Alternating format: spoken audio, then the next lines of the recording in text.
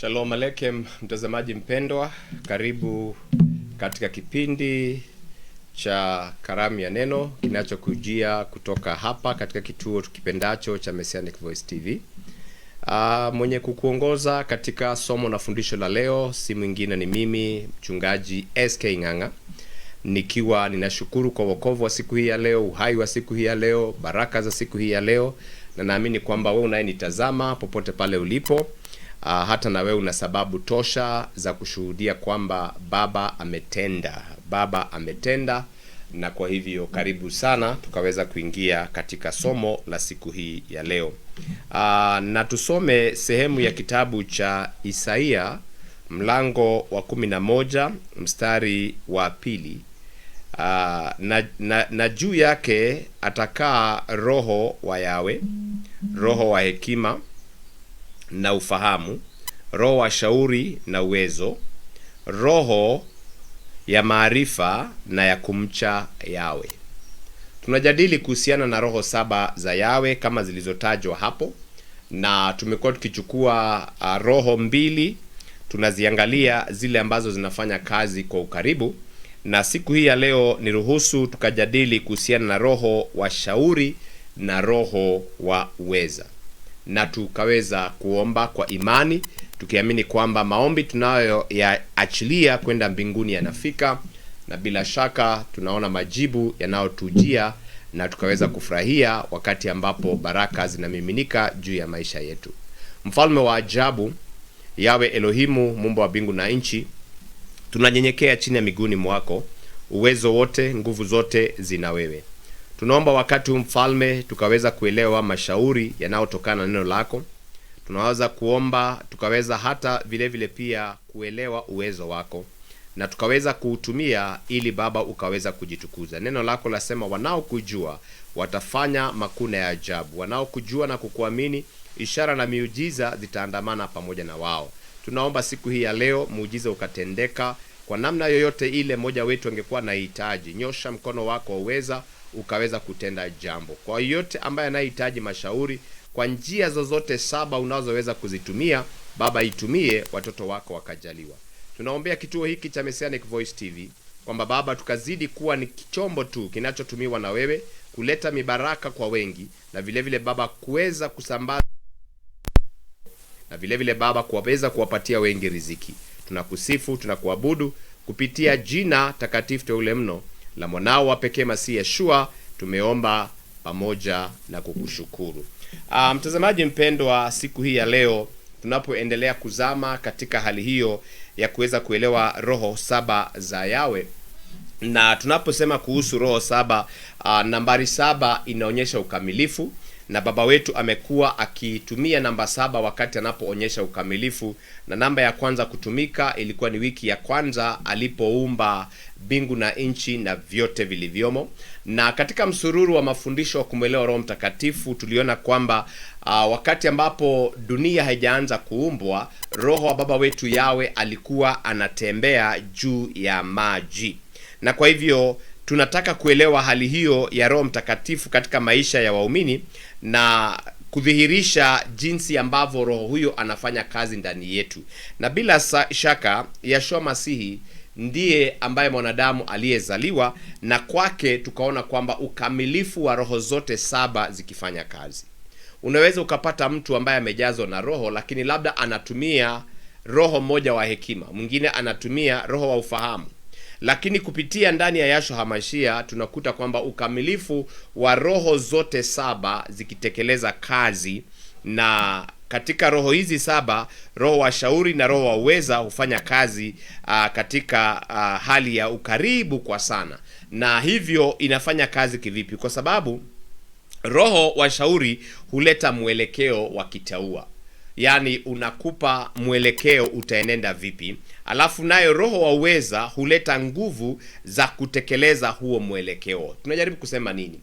Wewe kufanikiwa katika maisha lazima ukajua kusudi ambalo unafaa kulifanya, na kwa hivyo ukiwa na goal unajaribu kuwafikia lengo fulani, ni roho wa ushauri hukupatia. Lakini kuweza kutekeleza wajibu huo lazima ukaweza kuwa na roho wa uweza, the power of might. Bila shauri na bila nguvu unajikuta kwamba tunaweza kutumia uwezo, mamlaka, fedha vibaya. Na vile vile pia ukiwa na uwezo na ukose mashauri, unaweza kukuta kwamba unafanya mambo ambayo sio mazuri. Na kwa hivyo tunafaa kutambua kwamba Yawe anataka watu wake washike sauti yake na pia watembee katika nguvu na uwezo ambao Baba wetu ameweka ndani yetu. Kumbuka tunasema kwamba wanafunzi waliambiwa waongojee Yerusalemu hadi watakapopewa nguvu. Na nguvu hizo ambazo zinaitwa Roho Mtakatifu zikija na matawi haya yote 6, utakuta kwamba mambo makubwa sana yanaweza kutendeka. Hebu tuangalie kwa mapana roho wa shauri na tujiulize swali la kwanza, roho wa shauri ni nini? Roho wa shauri ni nini? Jibu, roho wa shauri ni kazi ya Roho Mtakatifu ya kutoa mwongozo mtakatifu ama mwongozo wa kiungu, mwongozo ambao si wa kawaida wa kibinadamu. Na vile vile pia Roho Mtakatifu wa mlengo wa mashauri husipea mtu mikakati ya kutoka mbinguni. Kuna watu wengi waliopewa mashauri kutoka mbinguni, na jambo moja ambalo nataka kulihimiza ni hali ya watu kuelewa kwa nini wamasia wanakumbatia minora kuliko chombo chingine chochote katika hali ya ishara ya imani yao. Ni kwa sababu minora hii vile ilivyotengenezwa, si Musa alibuni kwa ubunifu wa kibinadamu. Alionyeshwa maono na akaambiwa minora hii iko mbinguni, itengeneze na uhakikishe taa hiyo inawaka kila wakati. Na kwa hivyo ikiwa iliashiria Roho Mtakatifu, Roho Mtakatifu anafaa kuwa ndani yetu. Hivyo hivyo hata nasi tukipata roho wa mashauri, anaweza akatusaidia kufanya mambo ambayo ni yeye anatuwezesha kwa mashauri yake. Kwa mfano, wakati tulipokuwa Kitale wa kusherehekea sikukuu ya Pentekoste, tulikuta minora ambayo ni mrefu sana duniani. Na wakati ambapo walitaka kuitengeneza, watu walisema haiwezi katengenezeka. Lakini mmoja wa watu wetu akawa na hiyo hekima na akasema kwamba itatengenezeka. Leo hii inasimama na imekuwa ni kivutio kikubwa sana cha utalii, na vile vile pia imekuwa ni jambo moja ambalo inafanya watu wakaweza kuelewa imani ya Wamasihi inasema nini. Na vile vile tunaposhauriwa tunapata maamuzi ya hekima.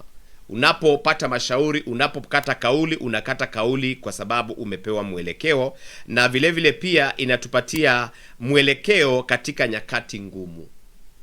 Maisha ni panda shuka, na kwa hivyo unapojikuta katika hali ngumu kwa sababu ya mashauri, basi tunapata mwelekeo. Tumepeana hadithi ya Yosefu sana. Wakati ugumu ulipokuwa unajiandaa kukaribia, mashauri ya kijana mzee Yosefu ilifanya ikaokoa kizazi kizima na ikaokoa taifa nzima. Ni Yawe huwasaidia watu wake kujua ni nini cha kufanya. Kupitia mashauri unajua jambo la kwanza ni nini unafaa kufanya. Hakuna kitu kibaya kama unataka kwenda mahali fulani lakini haujui ni njia gani utakayofanya ama ni mbinu gani utakayotumia ili ukaweza kutikiliza jambo hilo. Na vile vile ukishashauriwa vizuri utajua wakati wa kufanya. Tunafundisha kwamba utavuna, lakini kama utachukua mbegu kwa sababu umepewa, uziweke mahali ambapo si wakati wa kupanda, mbegu zako zitapotea. Ikiwa hautashauriwa vizuri unapotaka kuwekeza pesa zako, ukapata pesa alafu kaziwekeza katika watu ambao haukuwachunguza vizuri, wengi wamewahi kulia. Kwa hivyo mashauri yanafanya mtu kujua ni wakati gani wa kufanya, na la mwisho jinsi ya kufanya. Mbinu gani, mikakati gani utakayotumia. Tukiangalia kuhusiana na maisha ya Yeshua, maandiko matakatifu, chuo cha nabii Isaia 9 mstari wa 6 inasema, naye ataitwa mshauri wa ajabu. Nimechukua tu sehemu ya andiko hilo kwa sababu ya muda. Naye ataitwa mshauri wa ajabu. Kwa hivyo tunapata kwamba bila shaka neno la kweli linatuonyesha kwamba Yeshua alikuwa na roho yule wa mashauri, naye akaitwa mshauri wa ajabu. Unapopata Roho Mtakatifu na kitengo hiki cha mashauri, unaweza ukawasaidia watu wengi sana. Hivyo Yeshua Masihi ndiye mshauri mkamilifu.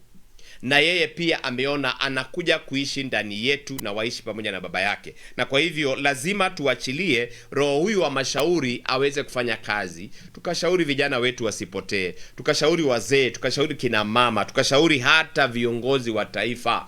Na watakaposikia roho wa mashauri akifanya kazi, taifa linapona. Zaburi 32 mstari wa 8, Biblia inasema, nitakufundisha na kukuonyesha njia utakayoiendea. Nitakufundisha na kukuonyesha njia utakayoiendea. Kwa hivyo kwa mashauri tunaelekezwa jinsi ya kufanya mambo, na kwa kupitia yale mashauri, yale tunayoyafanya, tunaweza kuhakikisha kwamba tumefaulu. Kitabu cha Methali sura ya 3 mstari wa 5 hadi wa 6. Kipengele hicho kina maneno kama haya: mtumainie Yawe kwa moyo wako wote, naye atakuonyesha mapito yako. Ukimtumainia Baba wetu Yawe, ukubali kwamba Roho Mtakatifu tumepewa, alafu aje juu ya maisha yetu, utajikuta kwamba bila shaka tunaenenda katika njia ambazo hazina majuto. Wale wote ambao wamekubali kuongozwa na roho wa mashauri, basi bila shaka wanaenda na kuwa ni watu ambao wamefanikiwa. Hebu tujiulize jinsi roho wa shauri hufanya kazi. Yeye hufanya kazi vipi, watazamaji wapendwa? Hufanya kazi, jambo la kwanza, kupitia neno la Yawe. Maandiko hutoa mwanga wa maisha. Zaburi 119 mstari wa 105 inasema, neno lako ni taa ya miguu yangu. Kwa hivyo katika Biblia kuna sehemu ya mashauri.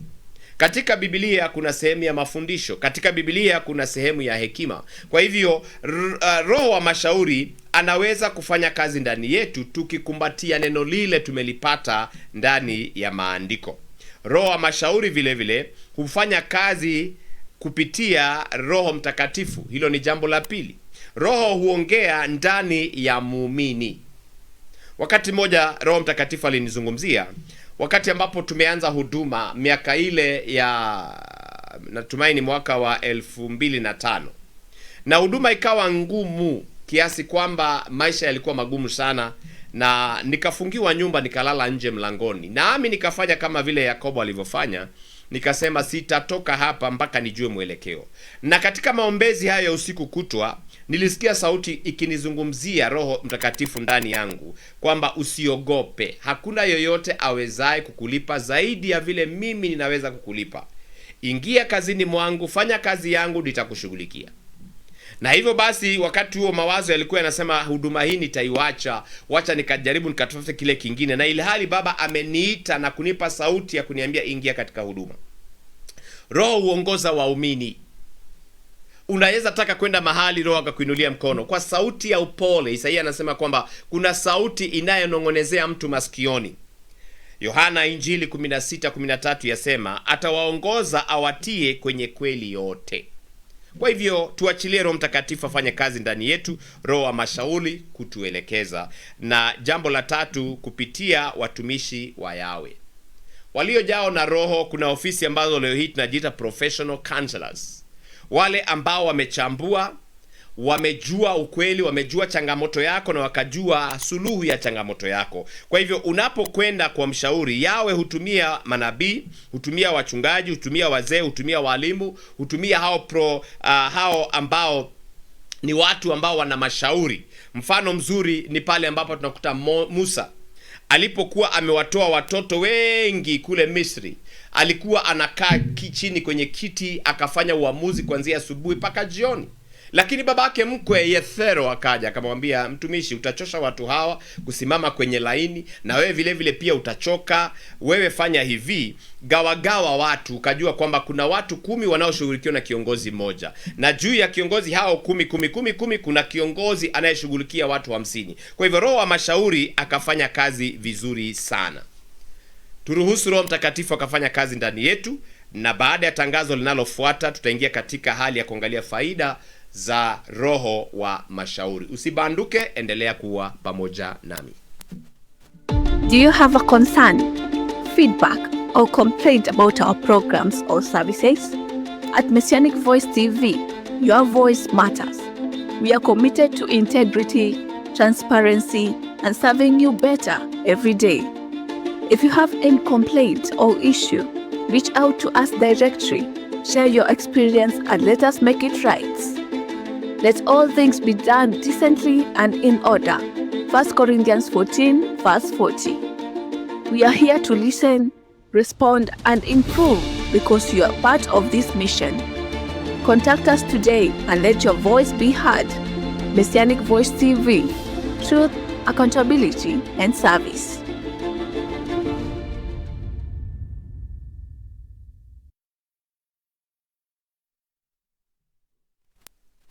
Karibu tena mtazamaji mpendwa katika somo la mchana wa leo. Kipindi ni Karamu ya Neno, na tunaingia katika zamu ya kujadili faida za roho wa mashauri.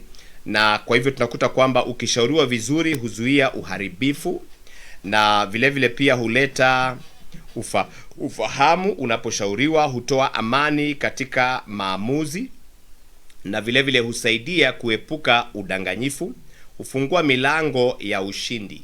Methali 11 mstari wa 14, Biblia yasema palipo mashauri mengi pana usalama.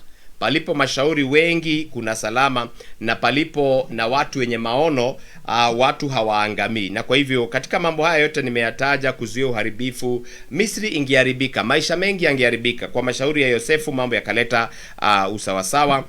Kupitia mashauri tukaleta ufahamu. Nimewahi kuwa katika kiti cha kushauri wanandoa ambao walikuwa wamefika katika zamu ya kutaka kuachana, lakini baada ya kuwapatia ufahamu unakuta wanapendana, wanakumbatiana, na moto uliokuwa unazimika ukawaka tena. Na vile vile pia huepusha udanganyifu. Mtazamaji mpendwa, ni vizuri sana kujua kwamba roho huyu hufanya kazi vizuri. Hebu angalia maisha ya Nuhu. Nuhu alijenga safina katika kitabu cha Mwanzo 6 kuanzia 13 na kuendelea, kwa sababu alishauriwa na akakubali yale mashauri. Na kwa sababu ya kukubali mashauri kutoka mbinguni, unakuta kwamba aliokoa nafsi yake, akaokoa nafsi ya mke wake pamoja na watoto wao 6. Na kwa hivyo roho huweza kufanya kazi vizuri, na kwa hivyo nimekupa mfano moja tu, mfano wa nabii Nuhu ambaye aliepuka gharika kwa sababu ya mashauri ya kutengeneza safina. Alijaribu kuwashauri wengi kwa miaka kadhaa. Anapoendelea kutengeneza safina walikataa. Ni jambo la kusikitisha kwamba washauri ni wengi na mashauri yapo, lakini unakuta bado watu wanakengeuka. Ni kwa sababu hawajakumbatia roho wa mashauri. Ningependa kukuombea, ningetaka ujiombee, useme: Baba, nisaidie kupata roho wa mashauri. Baba, achilia wenye roho huyu wakanijilia, ili mahali ambapo naona kana kwamba nazama ukaniletea mtu wa kuniokoa. Mahali ambapo naona kana kwamba nimefika mwisho, wacha roho wa mashauri akaachiliwa. Ninakuombea dada, ninakuombea ndugu, roho huyu akaja juu yako, kwamba hautaangamia, na tena sema tena hautaangamia katika jina la Masihi Yeshua. Ni kwa sababu mashauri matakatifu yanakuja juu yako ili ukaweza kupata mwelekeo, in the mighty name, katika jina takatifu teule mno la mwanao wa pekee Masihi Yeshua nimeomba na kuamini. Tuangalie roho huyo mwingine ambaye anayefanya kazi pamoja na mashauri. Na kama tulivyosema kwamba mashauri yanakupa mwelekeo, lakini nayo uweza unakusaidia njia ya kufuatilia barabara ambayo unataka kuipitia ukatimiza malengo fulani. Roho wa uweza ni nini? The power of might. Might ni pale ambapo mambo yanatendeka, miujiza, ishara, uwezo hata wa kuwa na fedha za kufanya mambo ambayo, kwa sababu Biblia inasema kwamba pesa pia ni nguvu, lakini hekima ni nguvu inayopita uwezo huu. Tunapoendelea na kipindi chetu, mtazamaji mpendwa, niko katika hali hiyo ya mafundisho, na wacha tuendelee na kipindi. Kipindi ni safari, ni karamu ya neno, na tuangalie roho wa uwezo anatuambia nini. Roho wa uweza ni nguvu za kimbinguni zinazomwezesha muumini. Ukiwa na roho wa uweza unaweza kushinda vita. Biblia imejaa na watu ambao walipewa mashauri wakapiga tarumbeta wakashinda. Wengine wakapewa mashauri wakamwamini Yawe. Ushindi wa vita umeonekana kwa nguvu na uweza. kuvumilia majaribu. Ukiwa na nguvu za uwezo ndani yako, unapitia chungu, unapitia dhiki, lakini roho yule wa uwezo anakuwezesha kustahimili ile machungu unaopitishiwa na watu, majaribu mazito. Roho wa uwezo anakuwezesha. Pokea roho huyo katika jina la Masihi Yeshua. Roho wa uweza utusaidia kutimiza wito. Tumekuwa na mwondoko wa Messianic Voice TV. Mwito huu haukuwa mwepesi, na nataka niseme si mwepesi kuja hapa kila siku.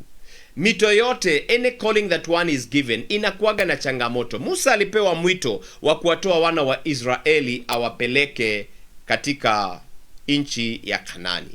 Alitangulizwa na kupewa uwezo wa fimbo, na akaambiwa, fimbo hiyo ambao kwako umekuwa ukichunga nayo wanyama, sasa nimeifanya nguvu zako, kwa fimbo hiyo utafanya mambo makubwa. Unakumbuka hata wakati alipokuwa na gaagaa, watu wamepiga kelele, wamefika mwisho, anashindwa afanye nini? Mtakatifu Baba wa Bingwa anamuuliza, ni nini unacho fimboni? Akaambia, nyosha fimbo yako juu ya maji. Na aliponyosha fimbo yake, Biblia inatuambia roho wa uwezo alikuja akiwa katika uwezo wa upepo. Upepo ukavuma usiku kutu. Wakati upepo unapovuma, ukawa unaondoa maji, ukawa unaondoa maji, na ilipofikia asubuhi kulikuwa barabara kavu ambayo Waisraeli waliipitia. Ninaomba kwamba ukapewa uwezo kutimiliza wito wako. Wengine wameitwa katika wito wa biashara. Yeye si mhubiri kama mimi, lakini unakuta wanasema biashara ni ngumu. Lakini hata ikiwa ngumu, ninakuombea Roho Mtakatifu wa uwezo akaja kwa njia yoyote ile. Kama ni pesa utapata, so be it. Kama ni upepo utapuliza, uleteo wateja wengi kwenye biashara yako, na iwe hivyo.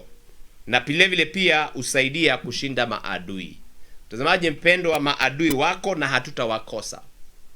Na hata mmoja akasema kwamba unapoomba, aliomba kwamba aondolewe maadui, maana wamemtatiza. Kidogo kidogo akakuta anaondolewa marafiki zake, akaanza kujiuliza, mbona na hawa nilijua ni marafiki zako? Kikulacho kinguoni mwako, mtazamaji mpendwa. Lakini wapo wasikuwepo, kwa nguvu za uweza unaweza kuwashinda.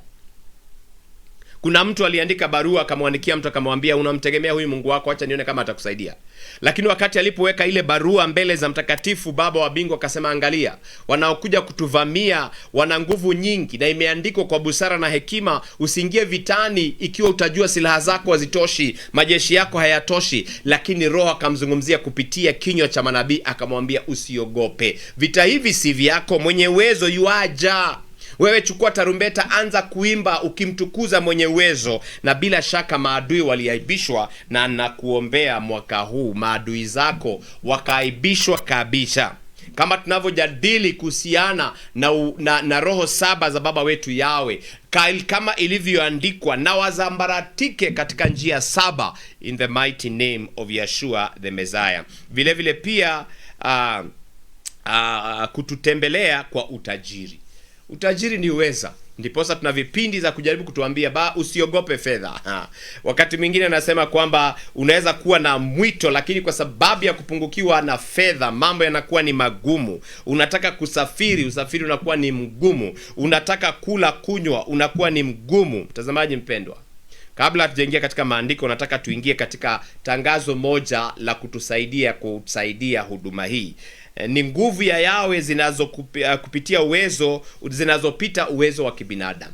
Brothers and sisters, tunaangalia juu mbinguni, amekugusa, amewagusa wale wengine, ili huduma hii ikaweza kuendelea. Usibanduke tafadhali, simama na huduma hii katika jina la Masihi Yeshua, na tutaingia katika maandiko baada ya ombi hili ambalo tunakuomba ukaweza kusimama pamoja na sisi, ukiwezeshwa na Baba wetu aliye juu mbinguni. Shalom family. For years, Messianic Voice TV has been a beacon of light, bringing the undiluted word of Yahweh directly into your homes.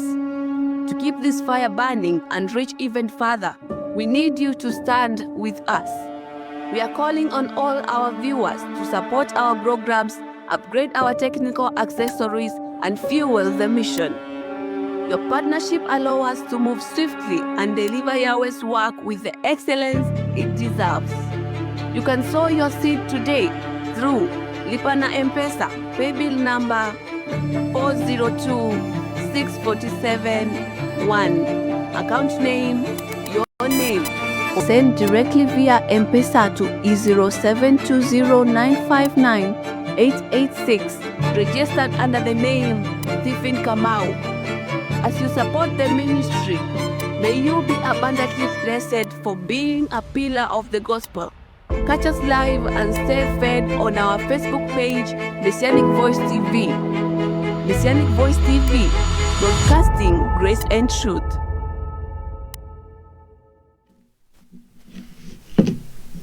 Karibu tena mtazamaji mpendwa, katika jina la Masihi Yeshua. Ubarikiwe na ukaweza kupewa uwezo tunapojadili kuhusiana na roho wa shauri na roho wa uwezo. Maandiko matakatifu inasema katika kitabu cha Zakaria 4 mstari wa 6, ni kwa uwezo wala si kwa nguvu, mbali ni kwa uwezo wa Roho Mtakatifu. Biblia inamzungumzia Joshua na Zerubabeli. Huyu Joshua, Zakaria alipokuwa anatabiri, alikuwa anatabiria Zerubabeli na Joshua wakati walikuwa wanajihisi kwamba wawezi kujenga nyumba ya baba wetu Yawe. Naye akaambia si kwa uwezo wala si kwa nguvu. Wakati mwingine unajaribu kufanya mambo, unaangalia bajeti yako, lakini kupitia uwezo wa kitaua kutoka juu mbinguni unafanya mambo ambapo unakuta hata ukiulizwa vile ilivyotendeka haukuelewa. Ulianza hatua moja, uwezo ukaanza kutoka sehemu na sehemu, wakisindikizwa na upepo wakaleta msaada, ukaweza kufanya. Matendo ya Mitume 1 mstari wa 8 inatukumbusha kwa mara nyingine tena, mtapokea nguvu akisha kuajilia juu yenu Roho Mtakatifu. Roho Mtakatifu wa baba wetu Yawe tumesema ana matawi kadhaa, na leo tunajadili kuhusu tawi la shauri na uwezo. Anapokuja juu yenu anawasababisha kufanya mambo yasiyowezekana. Kina Hagai, kina Zerubabeli na kina Joshua na watu waliokuwa pamoja na wao walikuwa wanasema huu sio wakati. Kwa nini? Walikuwa hawana uwezo wa fedha, lakini wakaambiwa kwa sababu ya kupungukiwa kwenu mambo yenu pia yameharibika. Inukeni kwa uwezo ambao mnauhisi unatoka ndani yenu, mkachukua hatua. Katika kuchukua hatua kwenyu baba wetu akaendelea kumbariki. Na hivyo basi tupate neema ya kupata roho wa uwezo katika jina la Masihi Yeshua. Tukishapata roho huyo wa uwezo ataweza kutufanyia kazi katika mambo haya. Jambo la kwanza, hutoa nguvu katika udhaifu. Walio wanyonge baba akawatumia wakaaibisha wenye nguvu. Hiyo ni kitabu cha Isaia 40 mstari wa 29. Huwapa nguvu wazimiao. Huwapa nguvu wanaona kana kwamba wamefika mwisho. Ukimwamini baba wetu Yawe akakupa nguvu hizo, zinaweza kutusaidia kuonekana watu wenye nguvu hata katika mapungufu yetu. Vile vile roho wa uwezo hutoa ujasiri. Kuna wakati ambapo watu wanauoga, lakini ukiangalia katika Matendo ya Mitume 4 tumejadili sana Matendo ya Mitume 4 pale walipokuwa wanaomba, wameanza kuteswa kwa sababu wamepewa mwito na Yeshua, enendeni duniani kote mkahubiri injili, atakaye amini abatizwe na ajazwe Roho Mtakatifu. Lakini pinde tu walipoanza kutumia nguvu zao kutenda miujiza, fedha na dhahabu sina, lakini kile nilicho nacho nitakupa, katika jina la Masihi Yeshua inuka. Watu wakaja kuambia, nyamazeni, mtu huyu mnayemhubiri kumhusu si mtu mtakatifu, achaneni na yeye. Wakawa na uoga. Wakiwa wanaomba, neno linasema kwamba kulitetemeka kiasi kwamba hata majengo ikatetemeka. Wakajazwa roho. Yule roho waliopewa ni roho wa uweza. Wakawa na ujasiri. Mtu ambaye alikuwa ni mnyonge mdhaifu amepata ujasiri. Wakanena neno kwa sababu wamejazwa na Roho Mtakatifu bila kuogopa. Wakapewa ujasiri kwamba hata hawakuogopa kufa. Tupate ujasiri, tupate roho wa uweza katika jina la Masihi Yeshua. Tunapopata uweza hutoa ushindi juu ya adui. Wameapa watatuangamiza. Lakini ukiangalia Waamuzi 14 mstari wa 16, roho wa uwezo alimjia kwa nguvu sana Samsoni. Samsoni alikuwa ni mtu wa kawaida. Hebu fikiria mtu wa kawaida amebeba shavu la punda, na kupitia shavu la punda kama silaha amewaua wanajeshi 1000. Inawezekanaje? Kwa shavu moja la punda. Alikuwa na uwezo ambao haukuwa wa kawaida.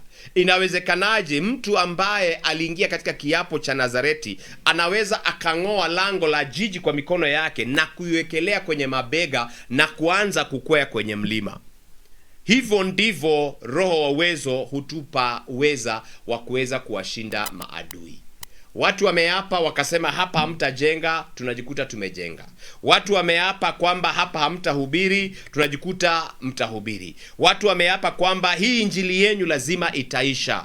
Badala ya kuisha, tumekuwa tukiongezeka na kuongezeka na kuongezeka. Ni kwa sababu roho wa uwezo amekuwa ndani yetu in Yeshua's name. Na kwa hivyo unapopokea roho huyu siku hii ya leo, unapoomba ukaweza kupokea, unapokuwa na shauku, ishara na miujiza zikawa ni kawaida, ni lifestyle yetu ya watu kushuhudia Baba ametenda. Tutakuwa na ujasiri katika majaribu kwa sababu tuna uwezo. Tutakuwa na nguvu ya kuendelea. Wakati ambapo unaona kana kwamba umefika mwisho, unasema it's not by power but by might. Inawezekana. Ushindi katika vita hata vya kiroho. Unaenda maeneo ambao waganga wachawi wana vituko, lakini hata wafanye vituko vipi, unakuta kwamba unazidi kuwashinda na kuendelea. Tupate nguvu na uwezo in Yeshua's name. Wakati ambapo daktari amepima na vipimo vyao vyote vimesema haiwezekani wewe mama kupata mtoto, wewe mzee you are just an impotent man, haiwezekani. Alafu kidogo kidogo boom, miujiza inatendeka. Kuna mzee mmoja nitamleta hapa ambaye alivumilia ndoa ya miaka 26.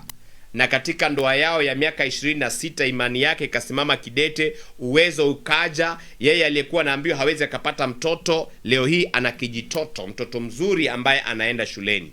Na vile vile pia utusaidia kuvumilia katika huduma.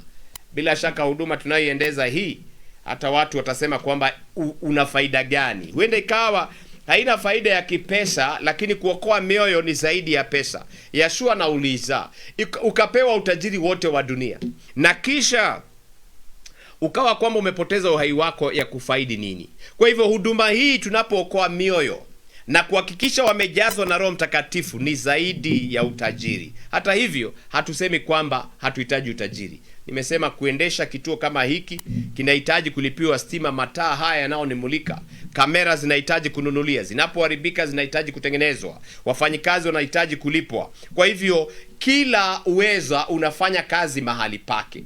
Kuna mahali pesa unazo milioni na bilioni, wale wamebajaliwa kuwa na bilioni, lakini unaona wanajaribu kununua afya. Hana.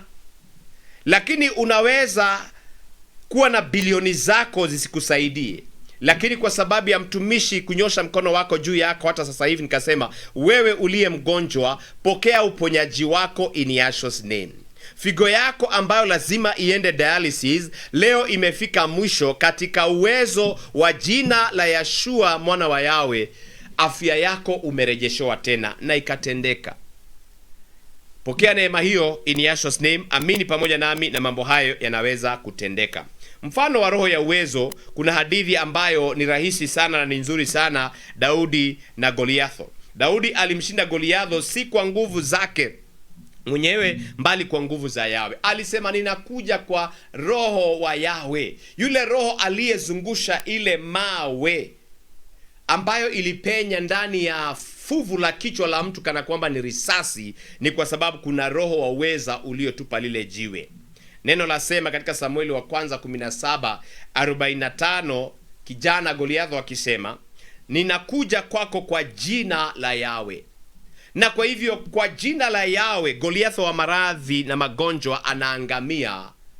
Kupitia uwezo wa baba wetu Yawe, hakuna mradi hata mmoja tunaoutengeneza utasimama, kwa sababu baba atahakikisha kwamba amefanya mambo yote yakaweza kuwezekana. Musa vile vile ni mfano wa pili nitakao kupatia. Alipokea mashauri kutoka kwa Yawe jinsi ya kuwaongoza Israeli, na roho wa uweza aliyompa nguvu akamkabili Farao na kuwaongoza watu jangwani. Anaweka fimbo inabadilika kuwa nyoka. Firauni naye anajaribu zake, ya Musa inammeza. Uwezo wa baba wetu Yawe ukawa ni juu katika jina la Masihi Yeshua. Na hivyo ndugu yangu na mtazamaji mpendwa, tujazwe Roho Mtakatifu wa baba wetu Yawe. Na muda wangu ni kama umeyoyoma, japokuwa sikumalizia, basi tutazidi kuendelea katika msururu huu hata kesho ni siku. Ni ombi langu kwamba roho wa mashauri Na roho wa uwezo utamwona kwamba ni sehemu muhimu sana, na kila muumini anafaa kuwa na roho yule. Na kwa hivyo shauri bila uweza huleta kuchelewa. Usichelewe, hitaji shauri na uhitaji uweza. Uwezo vile vile pia shauri huleta mchanganyiko. Unaweza ukawa na pesa, lakini kwa sababu hauzijui kuzitumia, unakuta pesa zako ni kupotea, zinapotea. Na hivyo basi Yawe anataka watu wake washike mwongozo wake, watembee katika nguvu zake, watimize kusudi lake kwa ujasiri na hekima. Na roho wa Yawe ashuke juu ya kizazi hiki kwa roho wa shauri hata na uwezo. Baba wetu Yawe, na akutendee neema, akujalie kuona haja ya kuomba. Unapoomba useme tu nipe roho, sema Baba nipe roho wa uweza, nipe roho wa mashauri, na uonekane na udhibitike ndani ya maisha yangu.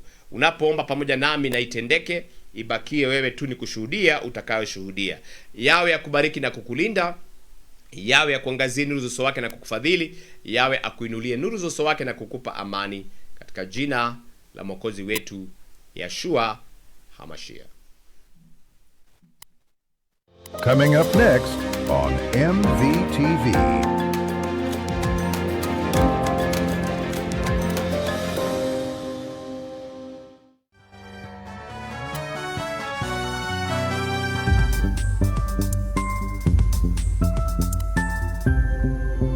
Messianic Voice TV, broadcasting grace and truth.